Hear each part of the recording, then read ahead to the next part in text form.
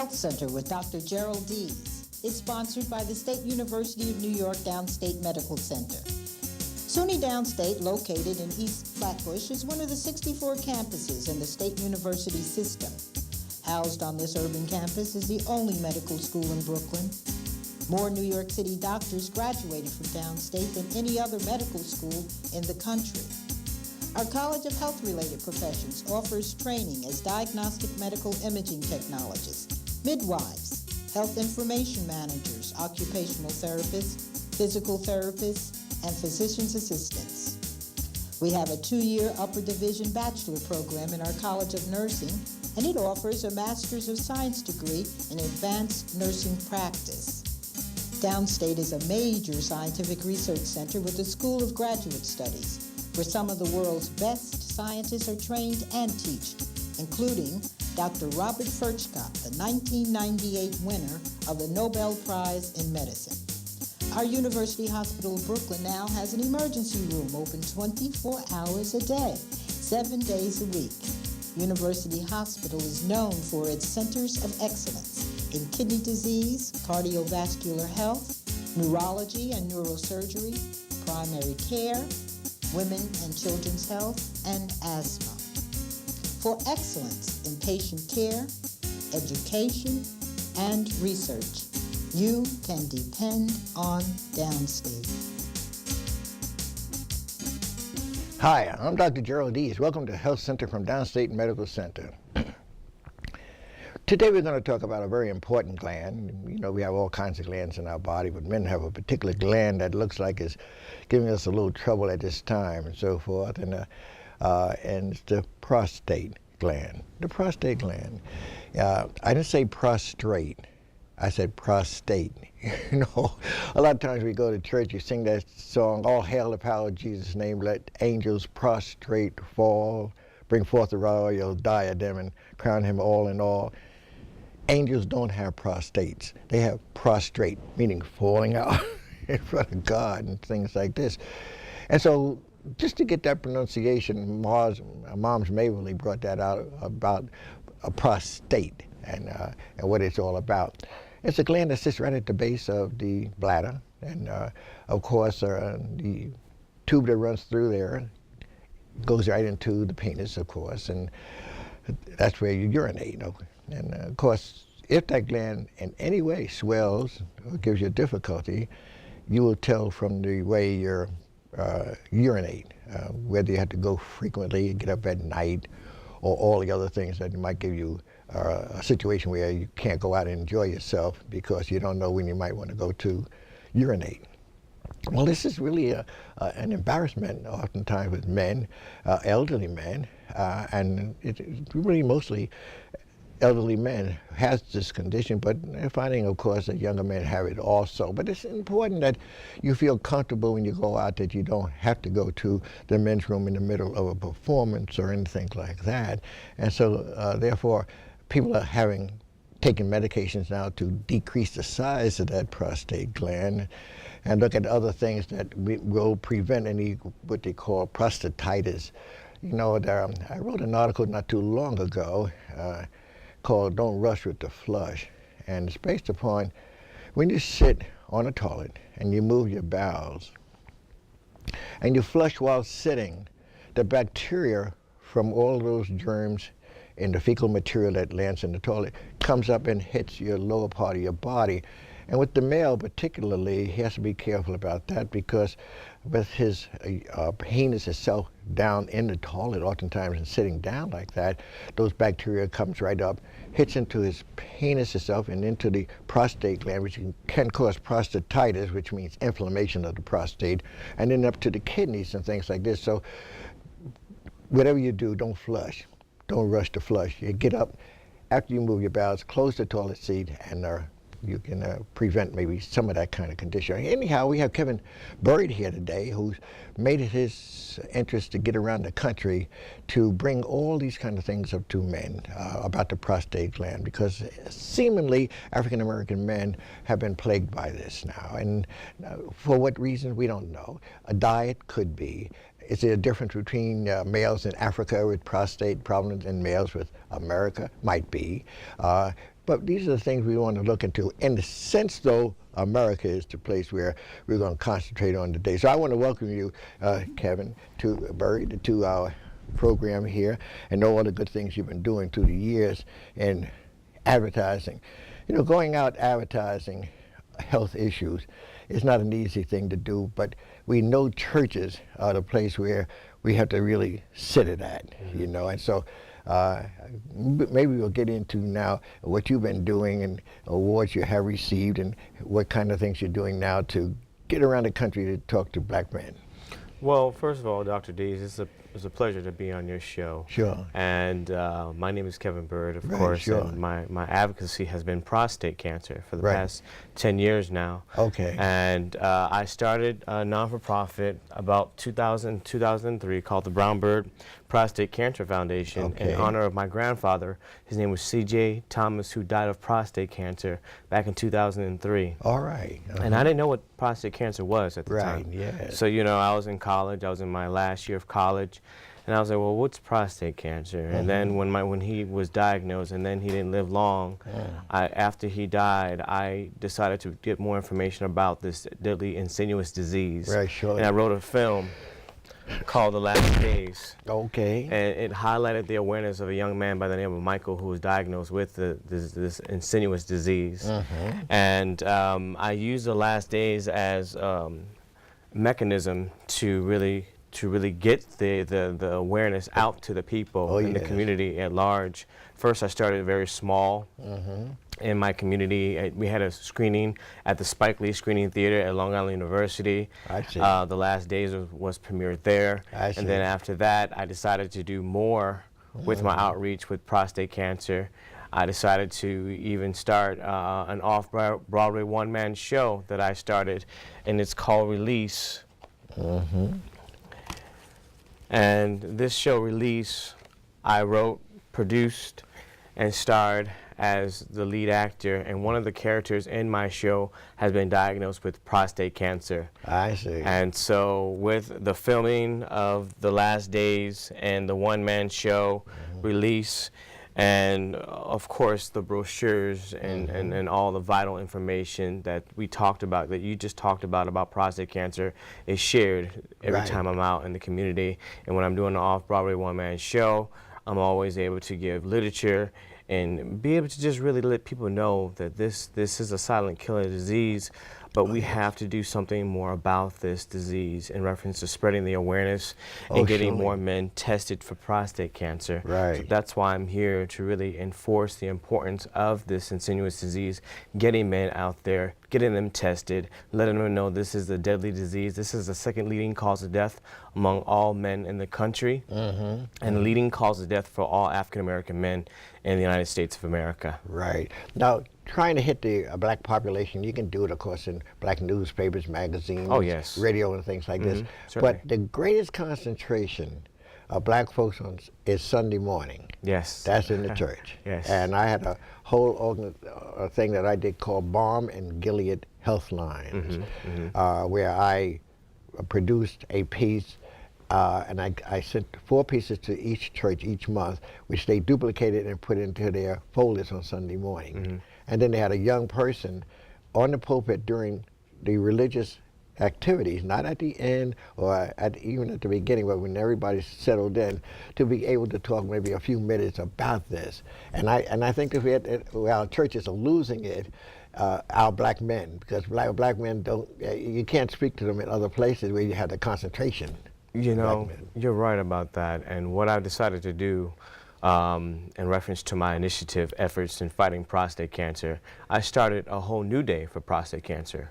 And February the 2nd is known and has been proclaimed as International Prostate Cancer Awareness Observance Day. It's a day that I started in honor of my foundation's work, and it's a day that we remember the men who've died of prostate cancer. Oh, sure. Yes, and we also help aid support to those family members who've lost loved ones to this disease. Yes, right. And so this day that I started was back in 2009, February the 2nd, 2009. I started it in my kitchen. I had a thought, you know, I was back and forth with doing the off-Broadway show, and Right. doing the screening for The Last Days, Right. and just doing my humanitarian outreach work, period, in reference to speaking engagements throughout the country. Right, right. And I said, well, what can we really do to make an impact on our community for this disease? Right. And so I decided to start a whole new day for prostate cancer. I was in my kitchen. I said, "What?" And God just gave it to me, because Right, we're a sure. non-for-profit, Christian non-for-profit, by the way. We spread the Right. love of Jesus Christ. Right. So God just gave me the heart to say, let's start a whole new day for prostate cancer. Right, well, And then I did that. But when I was mentioning that term prostrate, Oh, yes. and that is a part of our Christian hymns. Oh, yes. Oh, yes. And a lot of people, believe it or not, they think when you say prostrate, you're talking about prostate. Right, right. And so you clear that up in their mind, and that's how you can hit the churches, because Yes. the National Baptist Convention has thousands. In Brooklyn, we have 1,000 churches. In Brooklyn alone, black churches. I know. From storefronts to cathedrals. Now, that alone could keep you busy for the rest of your life, Right. of going into those different churches, right from the storefront to the cathedrals. Right. But it has to be done in time. It can't be done as a volunteer thing, that will you come after service? We'll have some refreshments and we'll test your prostate or what have you, or talk about your prostate. right. It has to be done, even if it's 5 minutes. People get things really close if, if you talk the right stuff. Oh, yeah. And so I think that you're doing the right thing to going into the churches. Well, I did my first tour with Rabbi Ed Weinsberg and Dr. Rob Carey. He's a famous urologist. And Dr. Rabbi Ed Weinsberg, he has a book called How to Conquer Prostate Cancer. It was on Amazon bestseller. And what we did in 2009, we did a national tour together.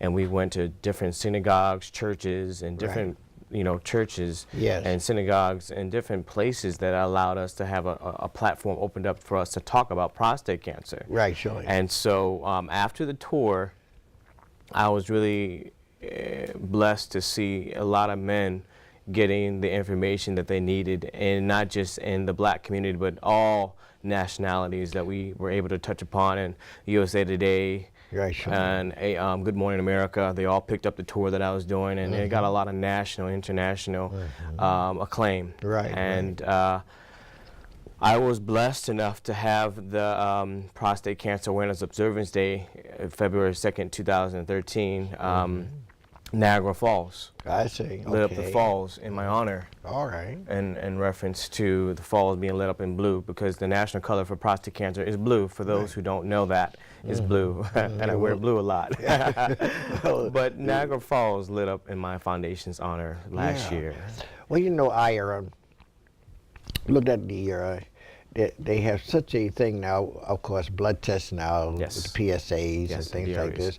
And we're trying to see right now in medicine to be too aggressive.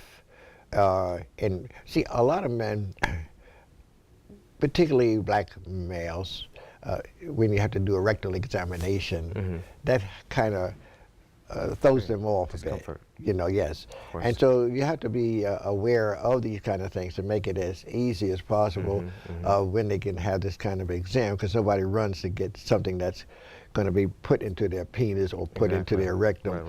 So this is kind of not a cultural thing. It's a thing, the manhood type of thing, that about these kind of things. So we have to melt that down, to let them know, well, there's other tests we can do, and including that, certain, like the blood tests and so forth, Yeah, PSAs. And because you don't want to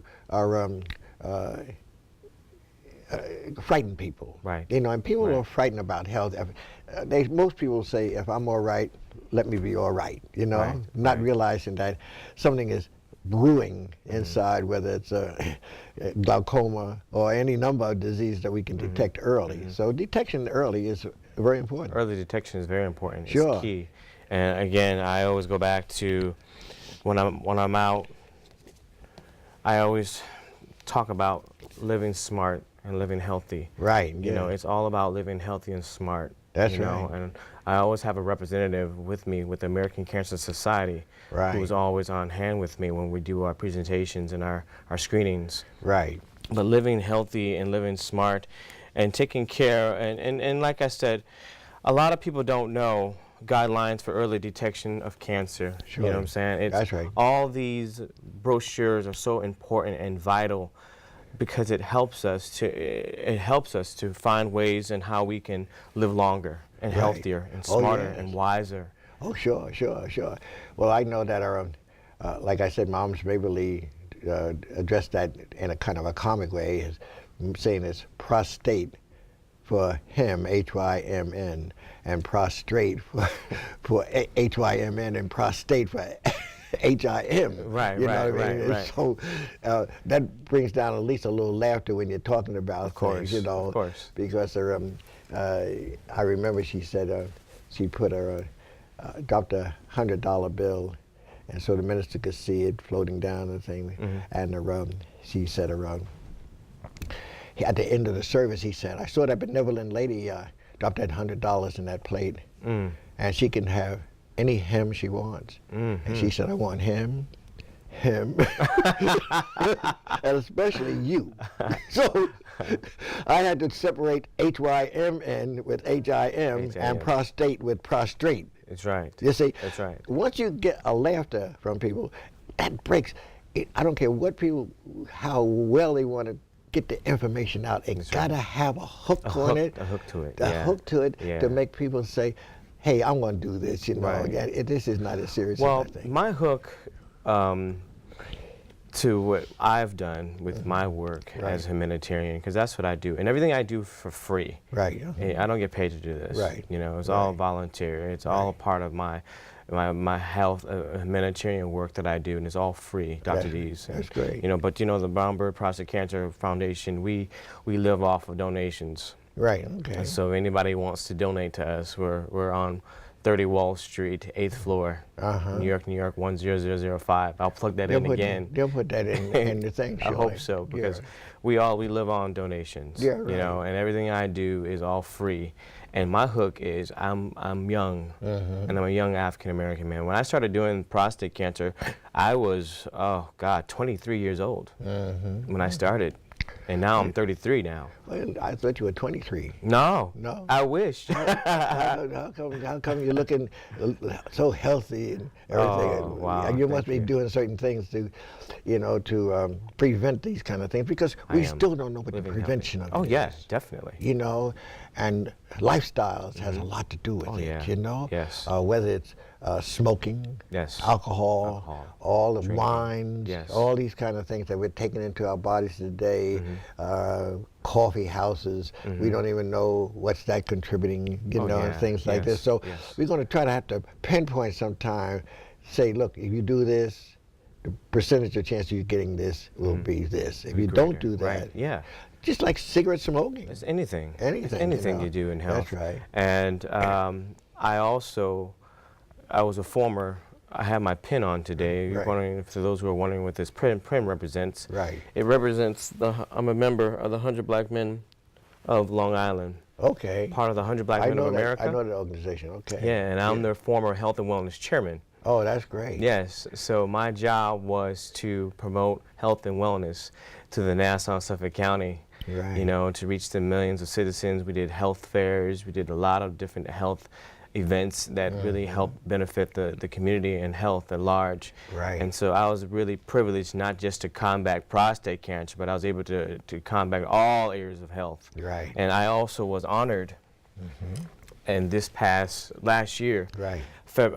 November the 7th, 2013, I was honored as the Healthcare Hero winner of 2013 by Long Island Business News. Oh, that's great. So All I right. feel like with all my hard work and all the advocacy that I've been doing for Right. prostate cancer and being a health and wellness chairman, Right, I sure. felt like it all paid off. Oh, Because yeah. finally I got recognized. I'm not doing this to get recognized. Right. But it helps when somebody Oh, yeah. in the community, especially when Caucasians honor you. Oh, it's sure. a big deal for me. Surely. You know? Oh, yes. It's not like just being honored by your own kind, but when you are being honored by people outside of your gender or nationality, it's like a big deal for me. You know. Right. Oh, yeah. Especially for us young black men. You know that. Oh, yeah, definitely. So Surely. when this happened, I just felt like this was finally a plateau that God has given me to be able to spread my wings and fly just a little bit more in the community. Yeah. Well, I think that. And that's why I'm here today. Yeah, well,